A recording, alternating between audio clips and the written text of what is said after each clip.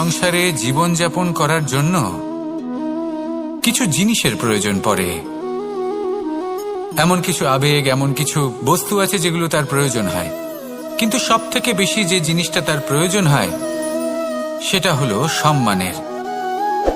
আমাদের ভালো লাগে যখন কেউ আমাদের সম্মান করে, আমরা কাউকে সম্মান করলে তারও সেটা ভালো লাগে। কিন্তু আপনি দেখবেন যে সংসারে বেশিরভাগ মানুষ দুটি মাপদণ্ডের ভিত্তিতে সম্মান করেন, হয় বয়স দেখে করেন বা উপার্জন দেখে, অর্থাৎ সেই ব্যক্তি কতটা উপার্জন করেন। এবার ভেবে দেখুন, এটা আবশ্যক নয় কারোর বয়স যদি বেশি হয় তার বুদ্ধিও ততটাই বেশি হবে। আবশ্যক এটাও নয় যে কোনো ব্যক্তি যদি অত্যন্ত ধনী হন বা তার মনও নির্মল হবে বা তিনি সৎকর্ম করবেন বা এমন কোনো কর্ম করবেন যাতে উনি সম্মান লাভ করতে পারেন। হতে পারে উনি ধনী কিন্তু দুশ্চরিত্র। সেই জন্য বয়স বা উপার্জন দেখে কোনো ব্যক্তিকে সম্মান করবেন না, কর্ম দেখুন। যদি গভীরভাবে ভেবে দেখেন তাহলে দেখবেন যদি কোনো মানুষ কোনো সৎকর্ম করেন তাহলে তার প্রতি হৃদয় থেকে সম্মান জাগ্রত হয়।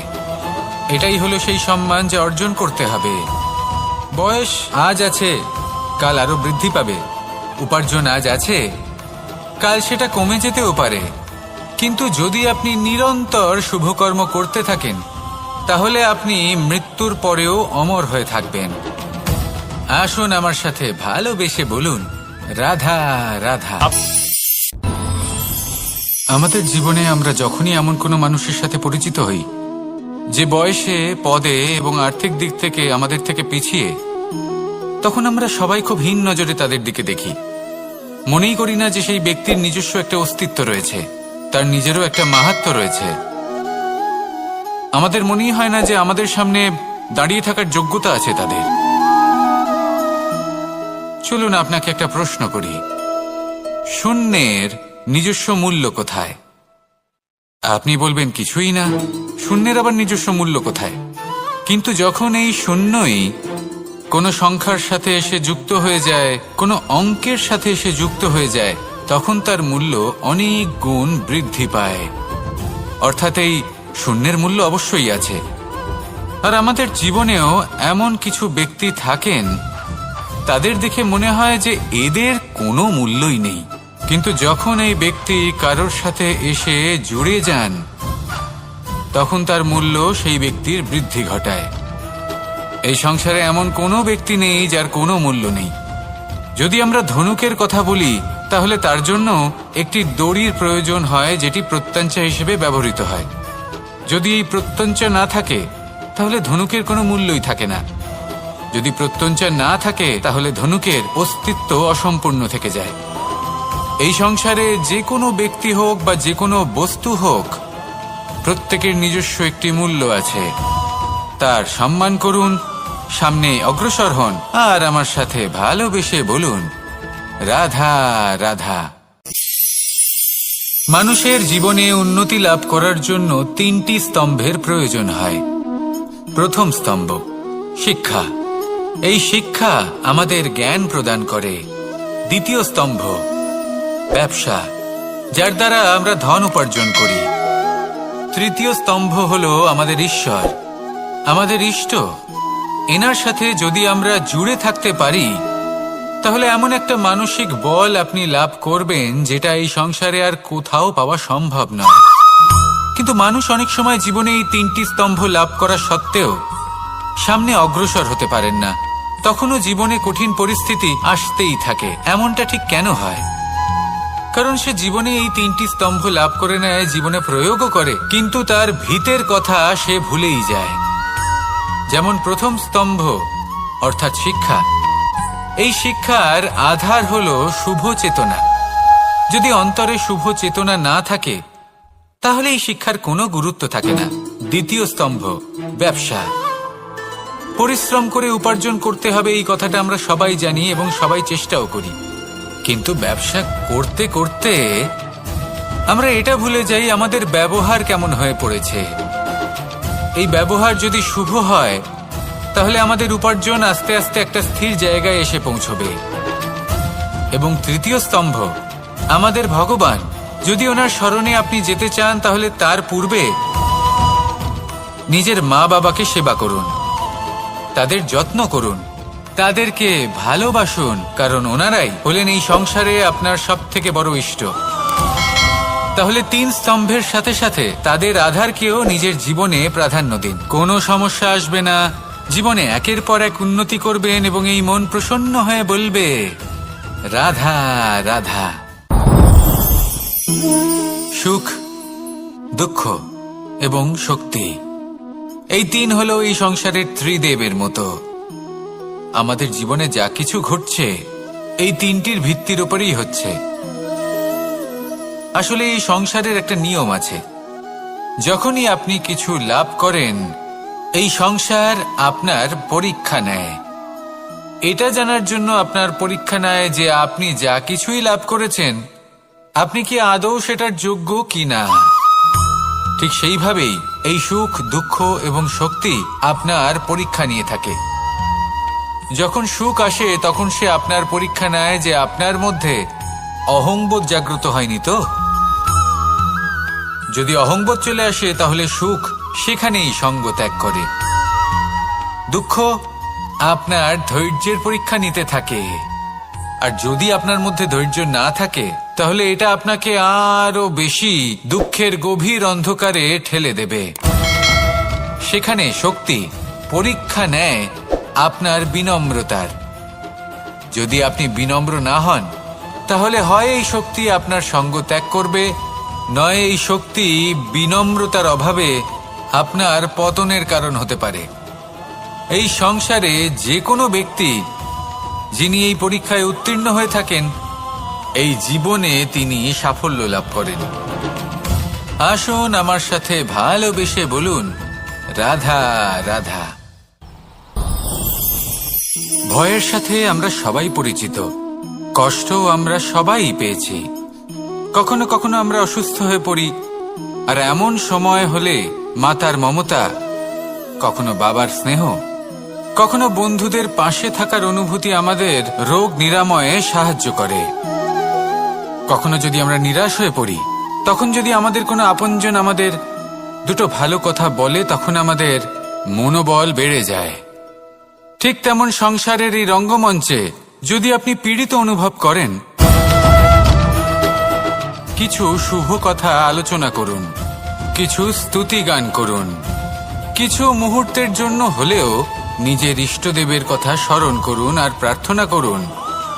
সাহস বাড়বে, শক্তিও বৃদ্ধি পাবে এবং সামনে এগিয়ে চলার পথও দেখতে পাবেন। তখন এই মন প্রসন্ন হয়ে বলবে রাধা রাধা।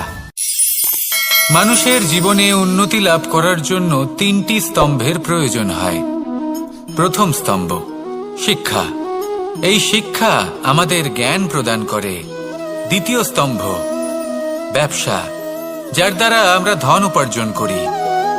তৃতীয় স্তম্ভ হলো আমাদের ঈশ্বর, আমাদের ইষ্ট। এনার সাথে যদি আমরা জুড়ে থাকতে পারি তাহলে এমন একটা মানসিক বল আপনি লাভ করবেন যেটা এই সংসারে আর কোথাও পাওয়া সম্ভব নয়। কিন্তু মানুষ অনেক সময় জীবনে এই 3টি স্তম্ভ লাভ করা সত্ত্বেও সামনে অগ্রসর হতে পারেন না। তখনও জীবনে কঠিন পরিস্থিতি আসতেই থাকে। এমনটা ঠিক কেন হয়? কারণ সে জীবনে এই 3টি স্তম্ভ লাভ করে নেয়, জীবনে প্রয়োগও করে, কিন্তু তার ভিতের কথা সে ভুলেই যায়। যেমন প্রথম স্তম্ভ অর্থাৎ শিক্ষা, এই শিক্ষার আধার হলো শুভ চেতনা। যদি অন্তরে শুভ চেতনা না থাকে তাহলে এই শিক্ষার কোনো গুরুত্ব থাকে না। দ্বিতীয় স্তম্ভ ব্যবসা, পরিশ্রম করে উপার্জন করতে হবে এই কথাটা আমরা সবাই জানি এবং সবাই চেষ্টাও করি, কিন্তু ব্যবসা করতে করতে আমরা এটা ভুলে যাই আমাদের ব্যবহার কেমন হয়ে পড়েছে। এই ব্যবহার যদি শুভ হয় তাহলে আমাদের উপার্জন আস্তে আস্তে একটা স্থির জায়গায় এসে পৌঁছবে। এবং তৃতীয় স্তম্ভ আমাদের ভগবান, যদি ওনার স্মরণে আপনি যেতে চান তাহলে তার পূর্বে নিজের মা বাবাকে সেবা করুন, তাদের যত্ন করুন, তাদেরকে ভালোবাসুন, কারণ ওনারাই হলেন এই সংসারে আপনার সবথেকে বড় ইষ্ট। তাহলে 3 স্তম্ভের সাথে সাথে তাদের আধারকেও নিজের জীবনে প্রাধান্য দিন। কোনো সমস্যা আসবে না, জীবনে একের পর এক উন্নতি করবেন এবং এই মন প্রসন্ন হয়ে বলবে, রাধা রাধা। সুখ, দুঃখ এবং শক্তি, এই তিন হলো এই সংসারের ত্রিদেবের মতো। আমাদের জীবনে যা কিছু ঘটছে এই তিনটির ভিত্তির উপরেই হচ্ছে। আসলে এই সংসারের একটা নিয়ম আছে, যখনই আপনি কিছু লাভ করেন এই সংসার আপনার পরীক্ষা নেয়। এটা জানার জন্য আপনার পরীক্ষা নেয় যে আপনি যা কিছুই লাভ করেছেন আপনি কি আদৌ সেটার যোগ্য কিনা। ঠিক সেইভাবেই এই সুখ, দুঃখ এবং শক্তি আপনার পরীক্ষা নিয়ে থাকে। যখন সুখ আসে তখন সে আপনার পরীক্ষা নেয় যে আপনার মধ্যে অহংবোধ জাগ্রত হয়নি তো। যদি অহংবোধ চলে আসে তাহলে সুখ সেখানেই সঙ্গ ত্যাগ করে। দুঃখ আপনার ধৈর্যের পরীক্ষা নিতে থাকে, আর যদি আপনার মধ্যে ধৈর্য না থাকে তাহলে এটা আপনাকে আরো বেশি দুঃখের গভীর অন্ধকারে ঠেলে দেবে। সেখানে শক্তি পরীক্ষা নেয় আপনার বিনম্রতার। যদি আপনি বিনম্র না হন তাহলে হয় এই শক্তি আপনার সঙ্গ ত্যাগ করবে, নয় এই শক্তি বিনম্রতার অভাবে আপনার পতনের কারণ হতে পারে। এই সংসারে যে কোনো ব্যক্তি যিনি এই পরীক্ষায় উত্তীর্ণ হয়ে থাকেন এই জীবনে তিনি সাফল্য লাভ করেন। আসুন আমার সাথে ভালোবেসে বলুন, রাধা রাধা। ভয়ের সাথে আমরা সবাই পরিচিত, কষ্ট আমরা সবাই পেয়েছি। কখনো কখনো আমরা অসুস্থ হয়ে পড়ি, আর এমন সময় হলে মাতার মমতা, কখনো বাবার স্নেহ, কখনো বন্ধুদের পাশে থাকার অনুভূতি আমাদের রোগ নিরাময়ে সাহায্য করে। কখনো যদি আমরা নিরাশ হয়ে পড়ি, তখন যদি আমাদের কোনো আপনজন আমাদের দুটো ভালো কথা বলে তখন আমাদের মনোবল বেড়ে যায়। ঠিক তেমন সংসারের এই রঙ্গমঞ্চে যদি আপনি পীড়িত অনুভব করেন, কিছু শুভ কথা আলোচনা করুন, কিছু স্তুতি গান করুন, কিছু মুহূর্তের জন্য হলেও নিজের ইষ্টদেবের কথা স্মরণ করুন আর প্রার্থনা করুন। সাহস বাড়বে, শক্তিও বৃদ্ধি পাবে এবং সামনে এগিয়ে চলার পথও দেখতে পাবেন। তখন এই মন প্রসন্ন হয়ে বলবে, রাধা রাধা। এই সংসারে কখনো কোনো ব্যক্তিকে তার বাইরের পোশাক দেখে বিচার করার চেষ্টা করবেন না, এটা খুব বড় ভুল করবেন। যেমন আমরা জীবনে অনেক সময় এমন করি, ধরুন কোথাও একটা গাছ দেখলাম, খুব বিশাল আকারের একটা গাছ, যেটা মাটির থেকে অনেক উঁচুতে পৌঁছে গেছে, যার বিশাল শাখা আছে। সেগুলো দেখে আমরা ভাবি যে এই গাছে হয়তো কত সুস্বাদু ফল আছে, আমরা সেই গাছের পরিচর্যা করতে থাকি।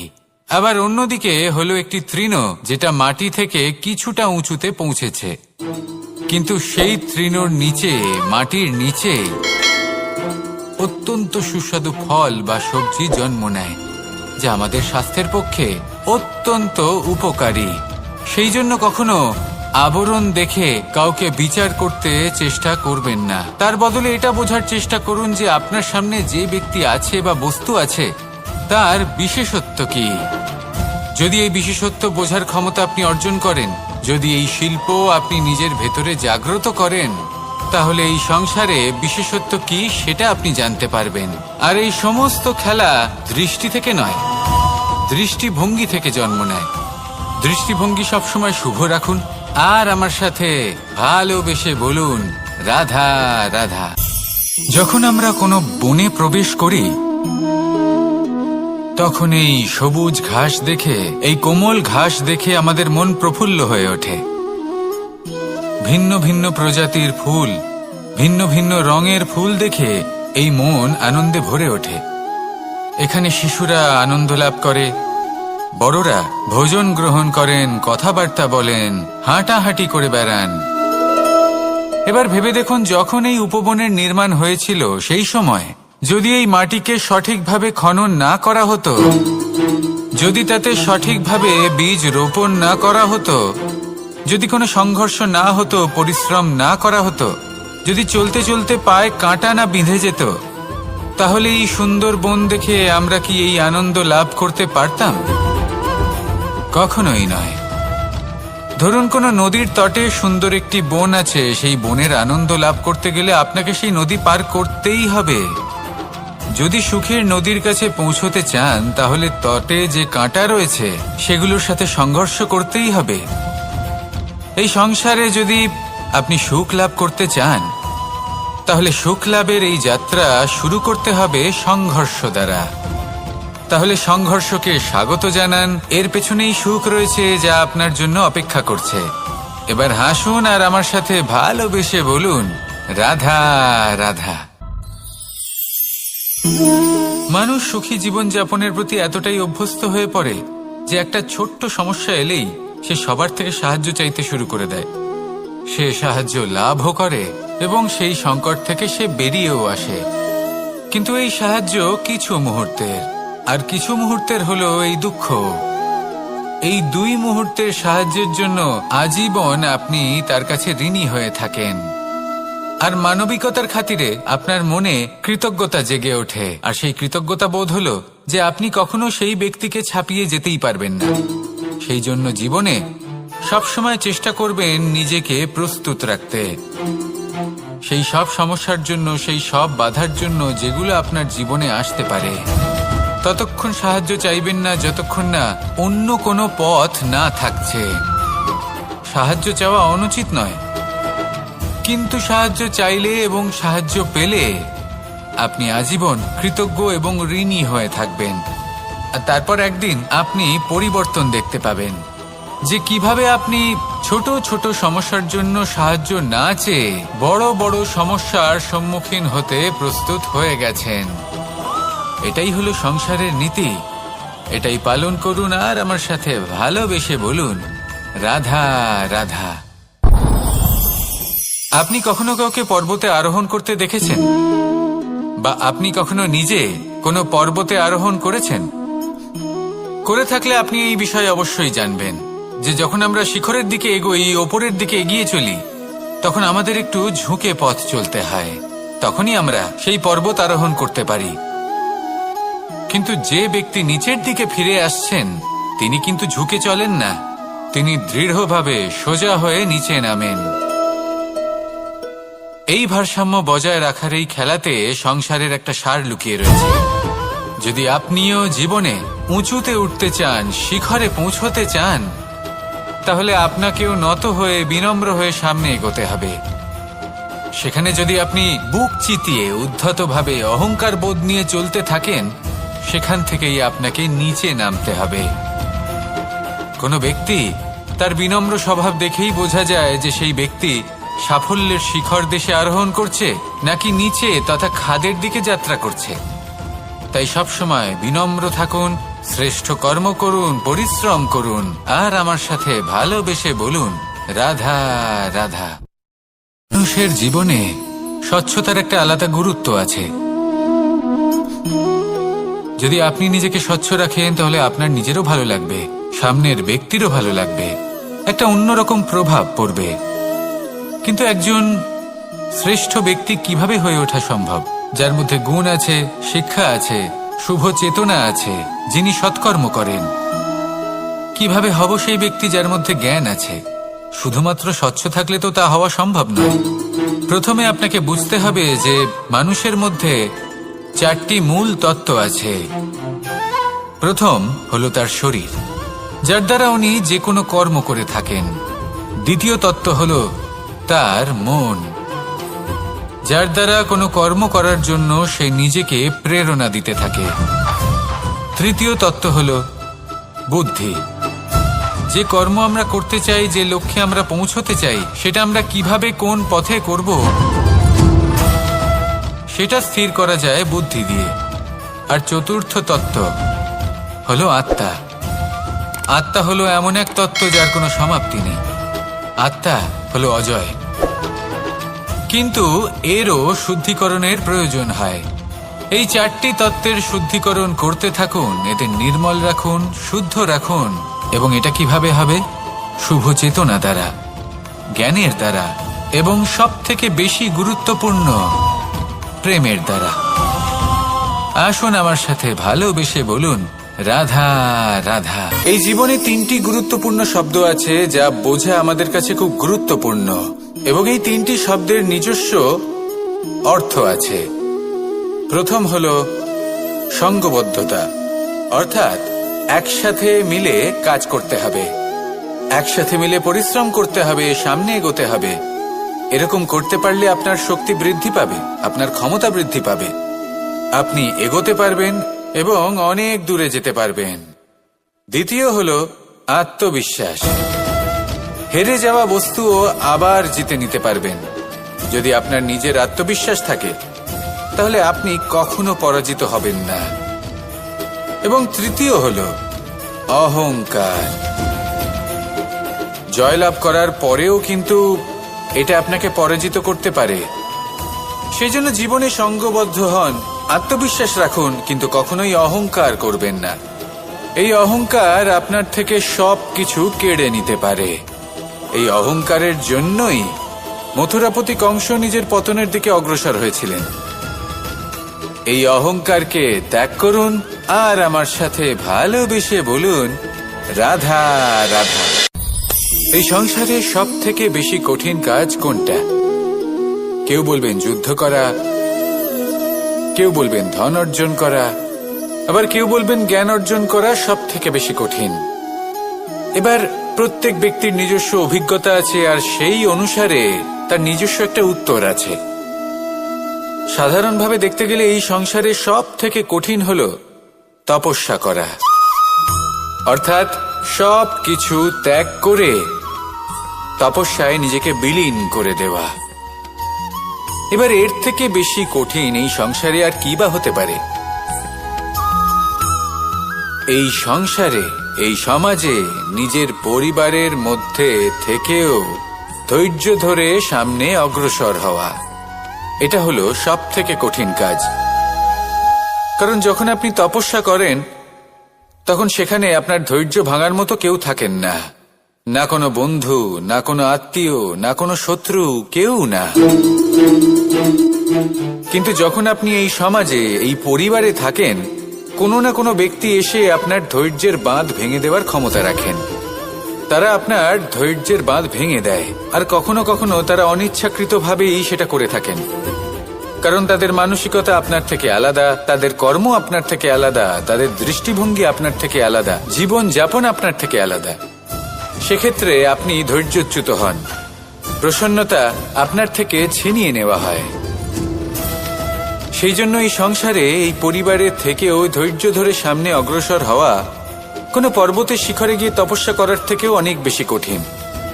আর যে ব্যক্তি এই সমাজেই, এই পরিবারে, সেই সকল মানুষের মধ্যে থেকে গিয়েও ধৈর্য ধরে অগ্রসর হতে থাকেন, যারা এই কাজটা শিখে নিতে পারেন, তারাই কিন্তু জীবনে আনন্দ লাভ করতে পারেন। এই ধৈর্যই শেষে আপনার জীবনে প্রসন্নতা বহন করে আনবে। তাই ধৈর্য ধরে জীবনের পথে অগ্রসর হন আর আমার সাথে ভালোবেসে বলুন, রাধা রাধা। আমরা যখনই কোনো গাছের চারা রোপণ করি তখন সবার আগে পরীক্ষা করে দেখি যে যেখানে আমরা চারা রোপণ করতে চলেছি সেখানকার মাটি আদৌ উর্বর কিনা, সেই মাটি সেই চারাকে বাড়তে সাহায্য করবে কিনা। যখন একটা চারা রোপণের আগে আমরা এত কিছু ভাবতে পারি, তাহলে কাউকে বিশ্বাস করার আগে আমরা কেন ভাবি না? জীবনে কখনো এই বিশ্বাসরূপী চারা কোথাও রোপণ করার আগে বোঝার চেষ্টা করুন যে যার উপর আপনি বিশ্বাস করতে চলেছেন সে কি আদৌ আপনার বিশ্বাসের যোগ্য কি না। ভেবে দেখুন সেই ব্যক্তি ভবিষ্যতে গিয়ে আপনার বিশ্বাস ভাঙতে পারে কি না। এটাও ভেবে দেখুন যে যাকে আপনি বিশ্বাস করতে চলেছেন তাকে আপনি বিশ্বাস করলে নিজের জীবনের উদ্দেশ্যে আপনি অগ্রসর হতে পারবেন কি না। আর তার জন্য প্রয়োজন সঠিক সিদ্ধান্ত, পরখ করা, কোনটা উচিত কোনটা অনুচিত সেটা বোঝা। আর তাতে কিন্তু আপনি সন্দেহবাতিক হবেন না, তাতে আপনি আরো নিপুণ হয়ে উঠবেন। তাই যদি আপনি নিপুণ হয়ে উঠতে চান তাহলে বোঝার চেষ্টা করুন, পরখ করে দেখুন, কোনটা উচিত কোনটা অনুচিত বুঝুন, আর বিশ্বাস তখনই করুন যখন আপনি 100% নিশ্চিত হবেন যে সে বিশ্বাসের যোগ্য। আসুন আমার সাথে ভালোবেসে বলুন, রাধা রাধা। রাধা কখনো কখনো আমার জন্য বড়ই সুগন্ধি আতর নিয়ে আসে, পারিজাত ফুলের মালা নিয়ে আসে আমার প্রসাধন করবে বলে, এবং আমার সব থেকে বেশি প্রিয় মাখন নিজে হাতে বানিয়ে আনে আমাকে নিজে হাতে খাইয়ে দেবে বলে, সবকিছু আমাকে প্রসন্ন করবে বলে। কিন্তু আপনি কখনো ভেবেছেন যে এই আতর কিভাবে বানানো হয়? সহস্র ফুলের পাপড়ি একসাথে পিষে নিতে হয়, তারপরে তার থেকে যে রস নিঃসৃত হয় সেই রস দ্বারাই আতর তৈরি হয়। অনেক সংখ্যক ফুলকে অসীম যন্ত্রণা ভোগ করতে হয়, তবে তারা আমার প্রসাধন সামগ্রী হয়ে উঠতে পারে। দুধ থেকে মাখন তৈরি করার জন্য কতটা পরিমাণ মন্থন সহ্য করতে হয় সেটা আপনি জানেন। ঠিক সেই রকমই হলো আমাদের জীবনও। বিপদও আসে, কঠিন পরিস্থিতিও আসে, এর সম্মুখীন হতে শিখুন। মনে রাখবেন, আপনি হলেন সেই দুধ যাকে মন্থন সহ্য করতে হবে মাখন হয়ে ওঠার জন্য। মনে রাখবেন, আপনি হলেন সেই ফুলের মতন যাদের পিষ্ট হতে হবে সুগন্ধি আতর হয়ে ওঠার জন্য, যাকে এই সংসার পছন্দ করে। কখনো কখনো জীবনে আপনার সাথে খারাপ শুধুমাত্র এই কারণে ঘটে যাতে আপনার শ্রেষ্ঠ রূপ এই সংসারের সামনে আসতে পারে। শুধুমাত্র কঠিন পরিস্থিতি এবং বিপদকে একটা সুযোগ হিসেবে দেখার চেষ্টা করুন। আপনার জন্য এই সংসার বদলে যাবে, সংসারকে দেখার দৃষ্টিভঙ্গি পাল্টে যাবে, আপনার ভাগ্য পাল্টে যাবে, আর এই মন প্রসন্ন হয়ে বলবে, রাধা রাধা। পাশা নামক এই খেলাটি আপনারা নিশ্চয়ই খেলেছেন, না খেলে থাকলে দেখেছেন, আর যদি দেখেও না থাকেন তাহলে নিশ্চিত রূপে শুনেছেন। মহাভারতের এই মহাযুদ্ধ কোথাও না কোথাও এই পাশা নামক খেলার কারণে হয়েছিল।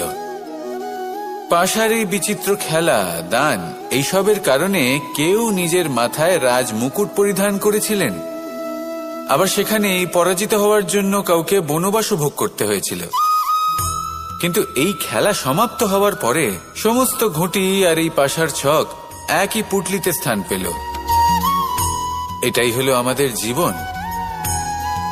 এই সংসারে আমরা জয় পরাজয়ের বিষয়ে এতটাই ভাবি, এত চিন্তা করি যে এই জীবনের খেলার আনন্দটাই উপভোগ করতে পারি না। আর অবশেষে কি হয়? কেউ জয়ী হন, কেউ পরাজিত হন, কিন্তু দুজনেই একই স্থানে পৌঁছে যান। প্রত্যেক ব্যক্তি মৃত্যুর পরে একটি নির্দিষ্ট স্থানেই পৌঁছতে বাধ্য, কিন্তু ততক্ষণ এই জীবন, এই খেলা, তার আনন্দ উপভোগ করুন। এই সংসারে সেই ব্যক্তি শ্রেষ্ঠ স্থানে পৌঁছতে পেরেছেন যিনি এই সংসারকে প্রকাশ প্রদান করেছেন, যিনি কখনো জয় পরাজয় এ বিষয়ে ভাবেননি, শুধু এই জীবনের খেলার আনন্দ উপভোগ করেছেন। এটাই আপনিও করুন, আর আমার সাথে ভালোবেসে বলুন, রাধা রাধা। প্রত্যেক মানুষ নিজের জীবনে দুঃখ অনুভব করেন। প্রত্যেকের দুঃখ আলাদা হতে পারে। কারোর মনে এই দুঃখ থাকে যে সে তার বাবা মায়ের সব ইচ্ছে পূরণ করতে পারেননি। কেউ এটা ভেবে দুঃখ পান যে সে চিরকাল সদাচার করেছেন, সৎকর্ম করেছেন, কিন্তু তাও তাকে দুরাচারী বলে মনে করা হয়। কেউ এটা ভেবেও দুঃখ পান যে তার সামনে যে ব্যক্তি রয়েছেন তার চোখে তিনি শত্রু হয়ে উঠেছেন বা দুষ্ট হয়ে উঠেছেন, যেখানে তিনি হয়তো কোনো অনুচিত কাজই করেননি। এবার এই সমস্ত বিষয় নিয়ে ভেবে নিজের ব্যক্তিত্ব নিয়ে সন্দেহ প্রকাশ করবেন না। যদি নিজের ব্যক্তিত্ব নিয়ে কোনো সন্দেহ থেকে থাকে তাহলে কর্ম সংক্রান্ত প্রশ্ন করুন যে আপনি যা করেছেন তাতে কি উচিত ছিল, কি অনুচিত ছিল। যেটা প্রয়োজন সেটা এটা বোঝার যে আপনার অন্তর্মন, আপনার বিবেক আপনাকে কি বলছে, আর আপনার অন্তর্মন আর আপনার বিবেক আপনাকে যেটা করতে বলবে শুধু সেটাই করুন।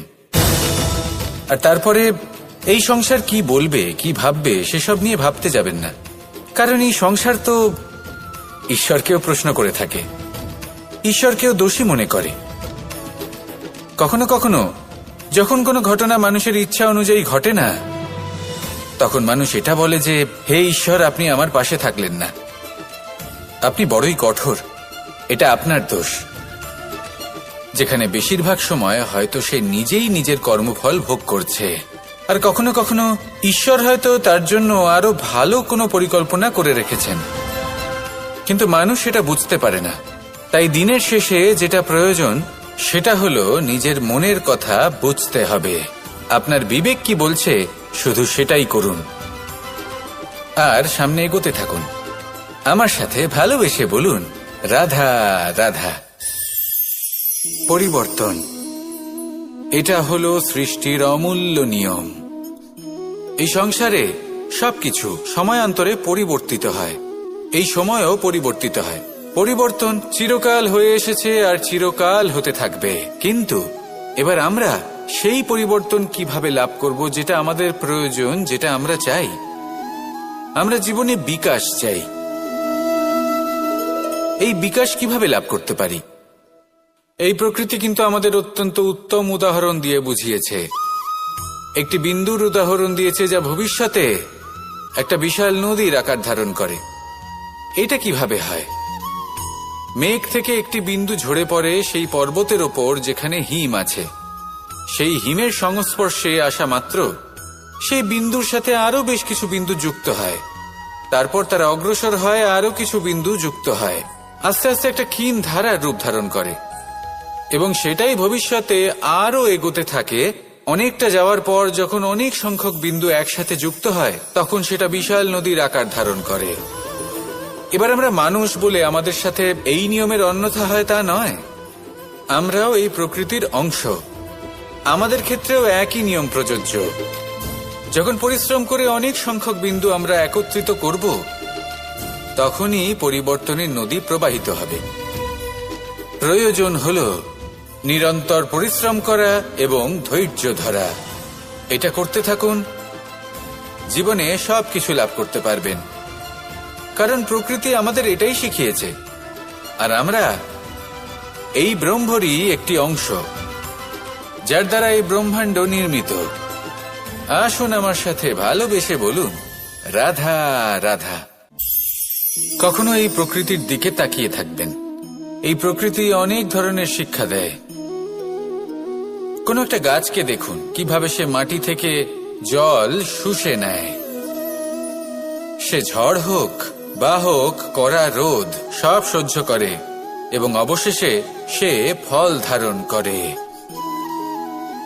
আর সেই ফল উৎপন্ন করার পরে সে ফল কিন্তু সে নিজে গ্রহণ করে না, এই সংসারকে প্রদান করে, যাতে পশু পাখি মানুষ তারা এই ফল গ্রহণ করে শক্তিশালী হয়ে উঠতে পারে, সুস্থ থাকতে পারে। সেভাবেই নদী, সরোবর এরা নিজেরাও কিন্তু নিজেদের জল গ্রহণ করে না, মাটিকে প্রদান করে, পশু পাখিকে প্রদান করে। সূর্য নিজেও নিজের জন্য প্রজ্বলিত হয় না, সে প্রকাশ ছড়িয়ে দিতে চায় আমাদের সবার কাছে, সে আলো পৌঁছে দিতে চায়। এই প্রত্যেকের কর্মে পরমার্থ নিহিত আছে, আর সেই জন্যই এদের সকলকে পুজো করা হয়। তাই মনে রাখবেন, আপনার কাছে জীবন যাপনের অতিরিক্ত যা কিছুই আছে তা পরমার্থের জন্য। তাহলে তার সদ্ব্যবহার করুন, আর আমার সাথে ভালোবেসে বলুন, রাধা রাধা। আমরা প্রত্যেকেই অবশ্যই এমন সময় দেখেছি যখন অনেকগুলো সমস্যা একসাথে আমাদের জীবনে এসে পড়ে। সমস্যা আমাদের প্রত্যেকের জীবনেই থাকে। আমরা তার সমাধান খুঁজতে চেষ্টা করি, কখনো সমাধান খুঁজে পাই, আবার কখনো যতই চেষ্টা করি না কেন কোনো সমাধান খুঁজেই পাই না। আর যখন এটা হয় তখন মানুষ অত্যন্ত বিচলিত হয়ে পড়েন। নিজের আত্মীয় স্বজন, নিজের বন্ধু বা সংসার, এদের ওপরে এই দোষ চাপিয়ে দেন যে এদের জন্যই এই সমস্যা এসেছে। এবার যদি আমি আপনাকে কোনো পরামর্শ দিই, তাহলে এটাই বলবো যে দৃষ্টিভঙ্গি পাল্টে দেখুন। এই দৃষ্টিভঙ্গি দিয়ে দেখুন যে এই সংসারে যে সমস্যাই আসুক না কেন তার জন্য কেউ দোষী নয়, না আপনি না অন্য কেউ। এই পুরো খেলাটাই আপনার মানসিকতা, আপনার দৃষ্টিভঙ্গির, আপনার মনের। কিভাবে বোঝাচ্ছি? যখন আমাদের মন শক্ত থাকে তখন কঠিন থেকে কঠিনতর পরিস্থিতিও আমাদের জীবনে খুব বেশি হলে প্রতিস্পর্ধা হয়ে থেকে যায়। সেখানে যদি আমাদের মন দুর্বল থাকে, তখন অল্প কঠিন পরিস্থিতিও আমাদের কাছে খুব বড় সমস্যা হয়ে যায়, তাই না? একটা শক্ত মন কঠিন পরিস্থিতিকে প্রতিস্পর্ধা হিসেবে দেখে আর তার মধ্যে ওটা সুযোগ খুঁজে নেয়। আমাদের শুধু এটাই করতে হবে। এই সংসারে অন্য কাউকে দোষী মনে করলে আপনার সমস্যা দূর হয়ে যাবে না। সেই জন্য এই সংসারকে দোষ দেওয়ার বদলে এই সমস্যার মূলে চলে যান, সেটাকে বুঝুন, নিজের এই মনকে শক্ত করে তুলুন। যদি আপনার মন শক্তিশালী হয়, তাহলে এই সংসারে অনেক বড় বড় কঠিন থেকে কঠিনতর পরিস্থিতিও যদি আসে, আপনার জীবনে যতই বড় বড় সমস্যা আসুক না কেন, আপনার লক্ষ্য লাভে বাধা দিতে পারবে না। আসুন আমার সাথে ভালোবেসে বলুন, রাধা রাধা। আমরা সবাই পাথর দেখেছি, পর্বতও দেখেছি, শুকনো পাতাও দেখেছি, শ্যামল বনানীও দেখেছি। কখনো ভেবেছেন পাথরের অস্তিত্ব কিন্তু ততক্ষণ পর্যন্ত যতক্ষণ সে পর্বতের গায়ে আটকে থাকে। যখন সেই পর্বত থেকে সেই পাথর ভিন্ন হয়ে যায় ও নিজের অস্তিত্ব হারিয়ে ফেলে। আস্তে আস্তে কখনো পাথর কেটে বা কখনো পিষ্ট হয়ে সেই পাথর আস্তে আস্তে মাটিতে পরিণত হয় এবং পূর্ণরূপে নিজের অস্তিত্ব হারিয়ে ফেলে। এটাই পাতার সাথেও হয়। এই পাতা যতক্ষণ গাছের ডালের সাথে যুক্ত ততক্ষণ তার অস্তিত্ব থাকে। যখনই ডাল থেকে বিচ্ছিন্ন হয়, সেও নিজের অস্তিত্ব হারিয়ে ফেলে। আর এটাই আমাদের সাথেও হয়। যতক্ষণ আমরা নিজেদের আপনজনের সাথে যুক্ত থাকি, আমাদের অস্তিত্ব বজায় থাকে। যখন আপনজনদের সাথে সম্পর্ক ছিন্ন করি, তখন আমরাও আমাদের অস্তিত্ব হারিয়ে ফেলি। এবার এই সংসারের প্রত্যেক ব্যক্তি স্বতন্ত্র থাকতে চান, আর অনেক ব্যক্তি স্বতন্ত্র থাকবেন বলে আপনজনদের দূরে করে দেন আর তাদের সাথে এই সম্পর্ক ছিন্ন করেন। এটা কি সত্যি প্রয়োজন? আপনজনদের সাথে সম্পর্ক ছিন্ন করে নিজের অস্তিত্ব হারিয়ে ফেলা প্রয়োজনীয়, নাকি আপনজনদের সাথে সম্পর্ক বজায় রেখে নিজেদের স্বতন্ত্র করে রাখা সেটা আবশ্যক? নির্বাচন আপনারই। আসুন আমার সাথে ভালোবেসে বলুন, রাধা রাধা। আপনি কি কখনো নৌকা যাত্রা করেছেন? করে না থাকলেও নিশ্চয়ই দেখেছেন যে এই জল যা নিজের অন্তরে সব কিছু সমাহিত করে নিতে পারে, এই নৌকা সেই জলের ওপরেই ভেসে থাকে। নদীর স্রোত কাটিয়ে সে সামনে অগ্রসর হয়। কিন্তু যদি এই নৌকায় কোনো ছিদ্র হয়, তাহলে কিন্তু সেই নৌকা ডুবে যাবে। আর এতে কোনো তফাৎ হবে না যে সেই ছিদ্র ছোট নাকি বড়, নৌকা ডুবে যাবে। এই ছিদ্র হলো আমাদের জীবনে আমাদের অপগুণ, আমাদের দোষ, আমাদের বিকার। কখনো এটা ভাববেন না যে এই দোষ খুবই ছোট, এতে কিছুই যাবে আসবে না। না, সেই ছোট দোষ, সেই ছোট বিকার যদি সেটাকে শুধরে না নেন, তাহলে সেটা আপনাকে আপনার পতনের দিকে নিয়ে যাবে। শেষ পর্যন্ত এটা আপনার উপর নির্ভরশীল যে আপনি কি চান। আপনার জীবনের এই নৌকা এভাবেই ডুবে যেতে দেখবেন, নাকি নিজেকে শুধরে নিয়ে সেই নৌকার সেই ছিদ্রটাকে ভরিয়ে তুলতে চাইবেন? নির্বাচন আপনার। আসুন আমার সাথে ভালোবেসে বলুন, রাধা রাধা। জল, জলই পৃথিবীতে বেঁচে থাকার জন্য আবশ্যক তো বটেই, কিন্তু এই জল আমাদের একটা অত্যন্ত গুরুত্বপূর্ণ শিক্ষা প্রদান করে। কখনো এই জলকে দেখেছেন? যে পরিস্থিতিতেই এই জল প্রবাহিত হোক না কেন, এর উপর যা কিছুই প্রভাব থাকুক না কেন, এর পথে যতই বাধা আসুক না কেন, তার মধ্যে থেকে ও নিজের পথ ঠিক বের করে নেয়, কিন্তু নিজের প্রবাহ থামতে দেয় না, ক্রমাগত অগ্রসর হতে থাকে। সেরকমই একটা শিক্ষা যেটা আমরা জল থেকে পেয়ে থাকি, তা হলো এটা: আমরা যখন জলের দিকে তাকাই, তখন আমরা নিজের প্রতিবিম্ব দেখি, স্পষ্টভাবে দেখতে পাই। কিন্তু তখনই দেখতে পাই যখন এই জল শান্ত থাকে, স্থির থাকে। যদি এই জল অশান্ত হয়ে থাকে, স্থির না হয়, তাহলে আমরা এতে নিজের প্রতিবিম্ব দেখতে পাই না। এটাই আমাদের মনের সাথেও হয়ে থাকে। যখনই জীবনে কোনো সংকট আসে, যদি আমরা শান্ত মনে, স্থির মনে সিদ্ধান্ত নিই, তাহলে সেটা এমন একটা শীতল সিদ্ধান্ত হবে যেটা আমাদের ভবিষ্যৎকে একটা শ্রেষ্ঠ স্থানে নিয়ে যাবে। যদি এই মন অশান্ত হয়, বিচলিত হয়, পীড়িত হয়, দুঃখিত হয়ে থাকে, রুষ্ট হয়ে থাকে, তাহলে অনেক সময় আমরা এমন সিদ্ধান্ত নিই যেটা আমাদের জন্য অনুচিত প্রমাণিত হয়। যখন আপনি ক্রুদ্ধ ছিলেন বা দুঃখের বশে ছিলেন, তখন অনেক সময় হয়তো এমন সিদ্ধান্ত নিয়েছেন যেটার জন্য ভবিষ্যতে আপনি অনুশোচনা করেছেন। এবার দেখুন, এই আবেগগুলো থেকে আমরা পালাতে পারবো না, কিন্তু এই আবেগগুলো আপনার উপর কতটা প্রভাব ফেলবে সেটা আমরা অবশ্যই ঠিক করতে পারি। এই মনকে আমরা নিয়ন্ত্রণ করতে পারি। এটাই করুন, চিন্তা করুন, এই মনকে শান্ত রাখুন, স্থির হতে চেষ্টা করুন, আর তারপরে সিদ্ধান্ত নিন। আসুন আমার সাথে ভালোবেসে বলুন, রাধা রাধা।